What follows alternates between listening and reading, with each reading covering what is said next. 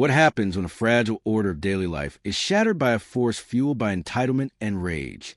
Is Karen just a caricature, or a mirror reflecting deeper truths about power, identity, and survival? And in this relentless game of claims and counterclaims, who truly holds control?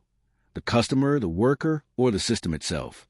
The Tuesday morning shift at HOA started like any other.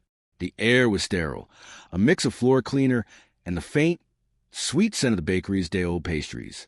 I was restocking the seasonal delights aisle, a chaotic explosion of autumn-themed decor that no one really needed. It was my zone, a small kingdom of plastic pumpkins and cinnamon-scented pine cones where I could lose myself in the mindless task of organizing, creating a tiny pocket of order in the vast, impersonal superstore. For the first few hours, there was a lull, a deceptive calm that every retail worker learns to distrust. It's the quiet before the storm. And then she arrived. I didn't see her at first. I heard her. It wasn't a shout, but a low, simmering frequency of discontent that cut through the store's muzak. Her voice carried a specific kind of authority, the kind that isn't earned but assumed. I looked up from a box of scarecrow figurines and saw her at the end of the aisle, standing with her hands on her hips, her gaze fixed on a display of decorative gourds. Her name wasn't actually Karen, of course. It was probably something like Susan or Linda. But in the retail world, Karen isn't a name, it's a title. It's an archetype for the customer who believes their dissatisfaction is the most important event in the universe. She was holding a small, glitter-covered gourd as if it were a piece of damning evidence. Another employee, a new kid named Alex, was standing before her, looking pale and completely out of his depth. "This is unacceptable," she declared, her voice rising. "The sign says 50% off Autumn Harvest Collection. This," she shook the gourd, and a fine dust of orange glitter rained onto the polished floor, "is from the Autumn Harvest Collection, yet it rings up at full price." Alex, bless his heart, tried to explain.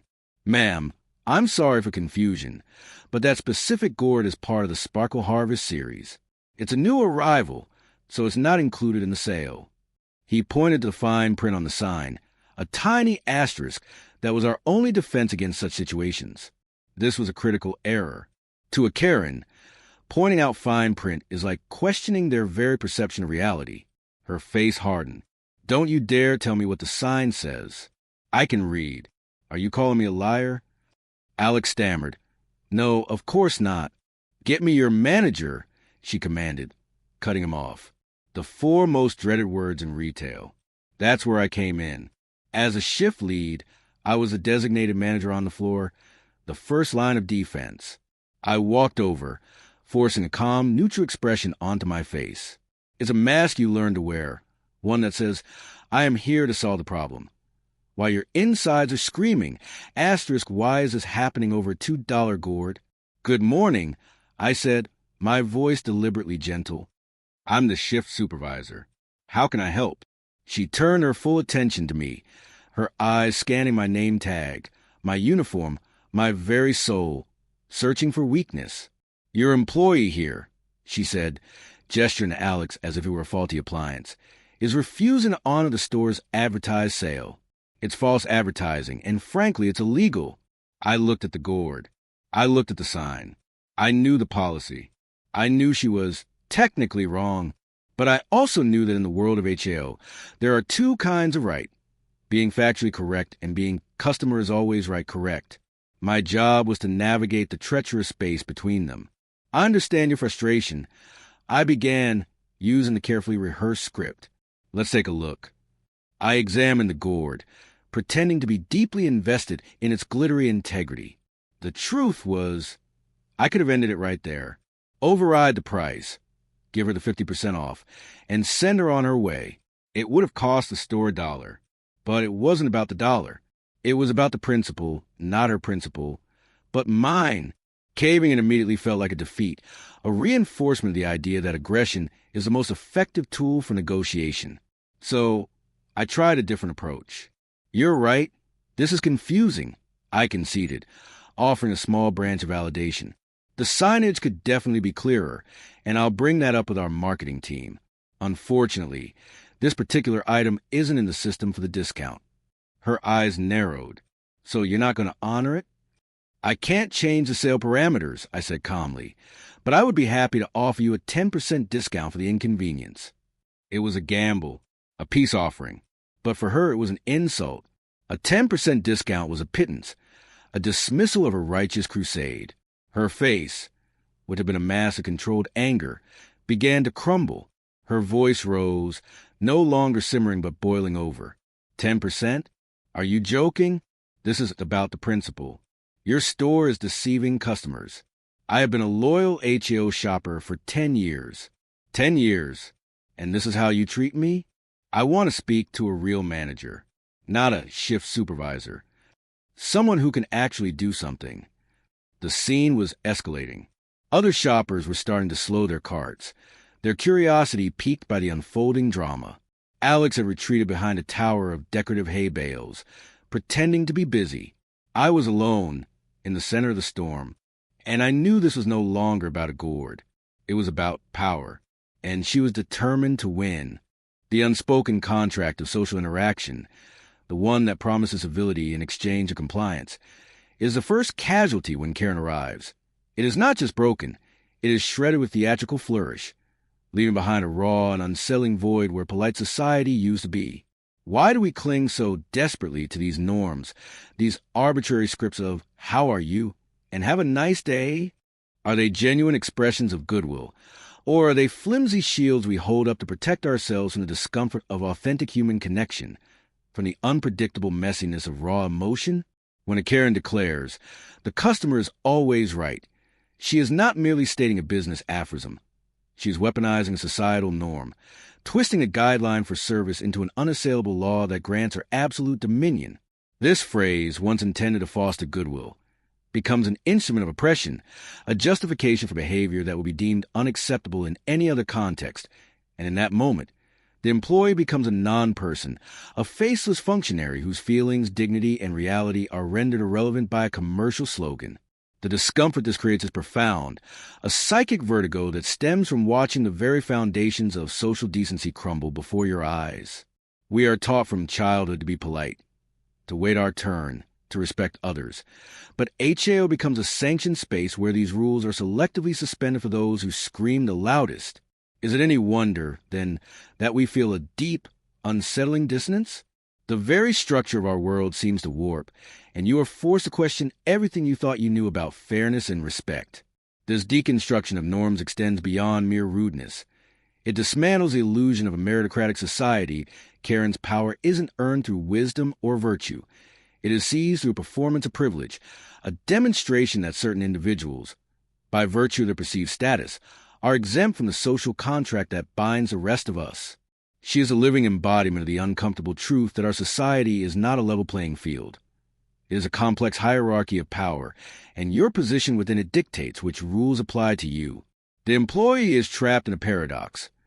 They must uphold the company's rules while simultaneously absorbing the fallout from a customer who believes she is above all rules. This is not service. It is emotional labor under duress, a forced submission to a power dynamic that is fundamentally unjust. The polite smile, the I understand your frustration, the placating tone, these are not acts of kindness. They are survival mechanisms, tools used to de-escalate a situation that society has implicitly sanctioned. And in this moment of forced empathy, a deeper, more troubling question arises. Who is the real victim here? Is it the Karen, who feels so aggrieved by a minor inconvenience that she must resort to public fury, or is it the employee, who must sacrifice a piece of their own dignity to appease her? The system wants you to believe it's a simple matter of customer satisfaction, but your soul screams that it is an act of profound injustice. This is a discomfort we are trained to ignore, the gnawing feeling that by participating, by playing our assigned role, we are reinforcing the very power structures that oppress us. The other customers who stand by in silence, averting their gaze, are not neutral observers. They are complicit. Their inaction a tacit endorsement of the Karen's behavior, a silent vote to uphold the status quo, rather than risk becoming the next target.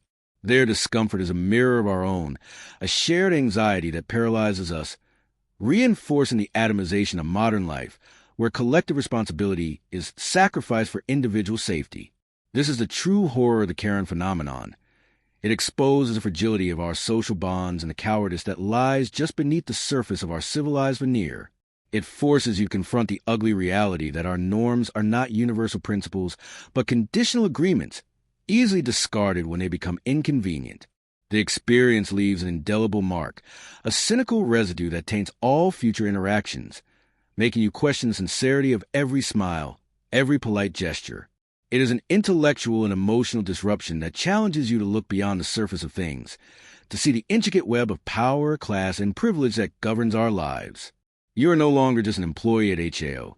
You are an anthropologist of a decaying social order, a philosopher contemplating the abyss that opens when the rules no longer apply. The discomfort is the point. It is the friction that sparks awareness, the painful awakening to the fact that the world is not as it seems. It's a harsh lesson in raw realism, a forced confrontation with the truth that civility is not a right but a privilege, one that can be revoked at any moment by someone with a louder voice and a greater sense of entitlement. The air in HAO has become a vacuum. Every molecule of manufactured cheer sucked out and replaced with a palpable weight of confrontation. The ambient store music, once a benign hum, now feels like a mocking, ironic soundtrack to a battle that has been brewing for decades, a conflict that transcends this single aisle, this single moment. Karen stands before me, her face a mask of righteous fury, her voice a weapon honed by years of perceived slights and unyielding entitlement, a crescendo of accusations that echo off the polished floors and sterile shelving. Each word a stone cast not just at me, but at the entire system that has failed to bow to her will. This is a moment of fracture, the point where the illusion shatters completely, where the unspoken contract of civility are torn to shreds, revealing the raw, ugly sinews of our social hierarchy. I can feel the eyes of other customers on us. Their gaze is a mixture of pity, morbid curiosity, and thinly veiled judgment. They are the silent jury in this impromptu courtroom, yet they too are trapped within the same systemic cage, their silence a form of passive complicity. In her tirade about an expired coupon, a trivial injustice magnified into a grand betrayal, I hear the echoes of something much larger, the desperate cry of an individual who feels powerless in a world of monolithic corporations and faceless bureaucracy, channeling that existential frustration into the one arena where she feels she can exert control. Have we created a society so devoid of genuine agency that a discount becomes the last bastion of personal sovereignty? Her anger, though misplaced and destructive, is not born from nothing. It is nurtured in the soil of consumer culture, a culture that promises empowerment through purchase, but delivers only fleeting satisfaction and a gnawing sense of emptiness. I look at her, really look at her, past the caricature, past the rage, and for a fleeting second, I see the fear that fuels it, the terror of being insignificant, of being unheard in a world that is loud, chaotic, and indifferent. This is the uncomfortable truth. Karen is not an anomaly. She is a mirror reflecting the anxieties we all carry, magnified and distorted. The corporate training manual offers a script for this exact scenario, a series of de-escalation techniques, a sequence of appeasements designed to placate and restore order. But what if order itself is the problem? What if smoothing over this rupture is a greater injustice than the conflict itself? To apologize, to concede, to offer a gift card, these are not acts of resolution. They are acts of suppression, reinforcing the very power dynamic that allows this cycle of abuse to continue. It is a tacit agreement that the worker's dignity is a currency to be spent to purchase the customer's silence. And so, I deviate from the script.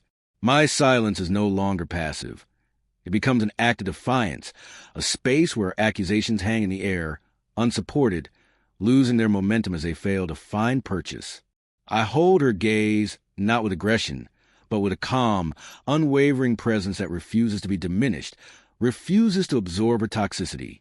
This refusal to participate in the expected drama is the true confrontation, a quiet, powerful disruption of the power she expects to wield.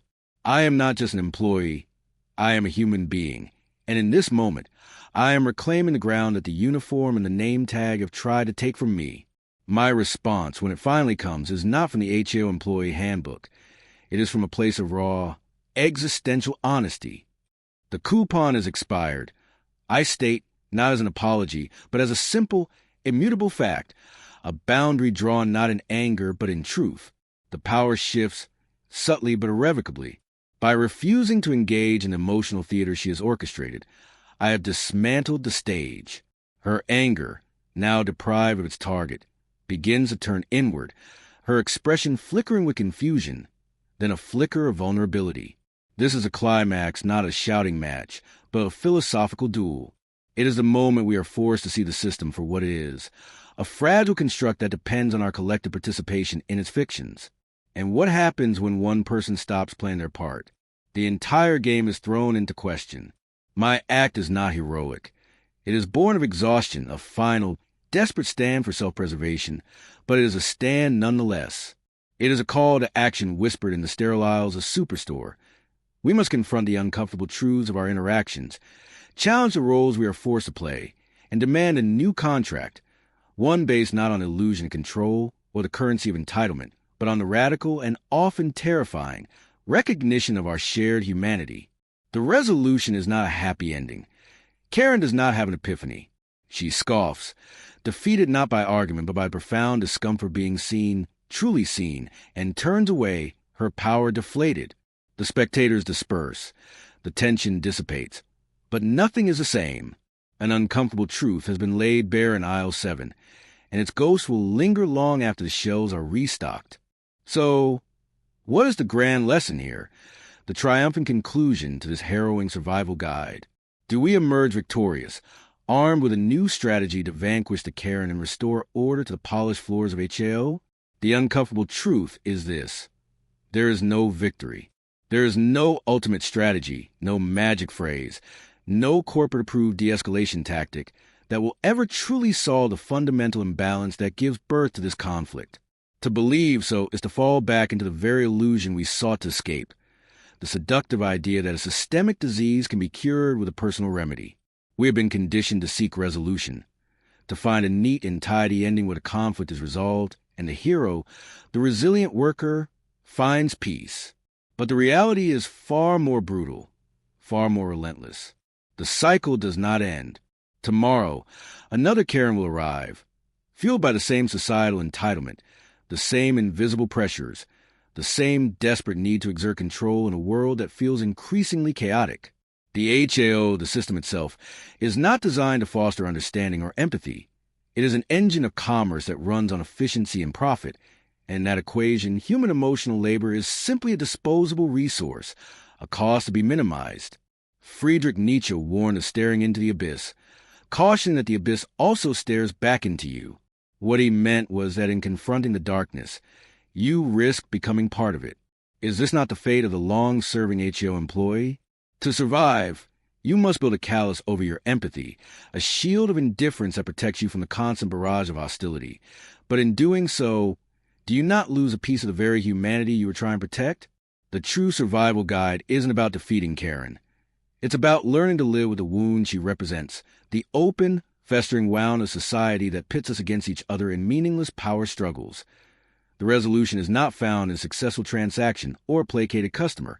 It's found in the quiet, grim acceptance of this truth. The real challenge is not to change Karen, for she is merely a symptom, a predictable outcome of a flawed design.